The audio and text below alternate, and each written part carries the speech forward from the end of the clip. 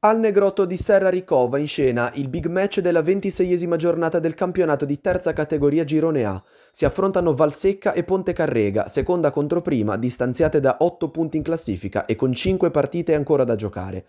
Partono meglio gli ospiti, che hanno subito una chance dopo 11 minuti con questa punizione di Arvieri che viene controllata bene.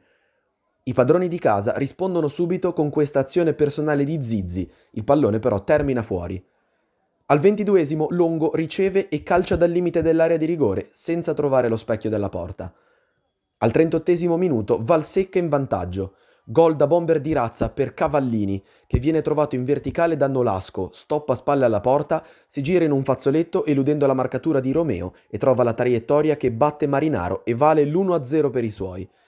Il finale di primo tempo si accende di gol e di ribaltamenti di fronte.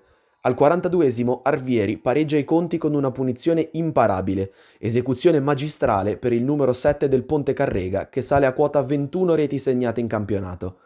Un paio di minuti più tardi, poi, è Malvisi ad inventarsi dalla lunga distanza il gol del sorpasso ospite con questo tiro di collo pieno, giocata da vedere e rivedere quella di Thomas Malvisi che permette al Pontecarrega di andare a riposo sul 2-1. Ripresa che si apre con una reazione di carattere del Valsecca che si fa vedere due volte con il numero 10 Zizzi. Prima la sua conclusione viene deviata in corner, poi la sua serpentina in aria, in mezzo a tre avversari, termina con un tiro strozzato in out. L'occasione più ghiotta per i padroni di casa arriva al 70esimo ed è doppia. Marinaro è bravissimo sia sul tiro di Podrecca che sulla ribattuta di Cavallini. Il terzo tapin a quel punto arriva poi da evidente posizione di fuorigioco. Ma la svolta per il Valsecca è l'entrata in campo di Taravella, che alla mezz'ora viene trascinato a terra in aria. Per il direttore di gara non ci sono dubbi, è calcio di rigore ed è Paolo Molinari a realizzarlo per il 2-2 quando manca un quarto d'ora. Il match diventa un botta e risposta fra le due squadre. Malvisi si inserisce nella retroguardia avversaria, ma il suo scavetto viene intercettato ottimamente da Fabio Molinari in due tempi. Prova a calciare lo stesso Taravella, ma senza troppa incisività. Risponde ancora il Pontecarrega con il neoentrato in maglia numero 19 Moreno Ortega, tiro insidioso e deviato in angolo. Ma il Valsecca nei 3 minuti di recupero assegnati la vince da corner.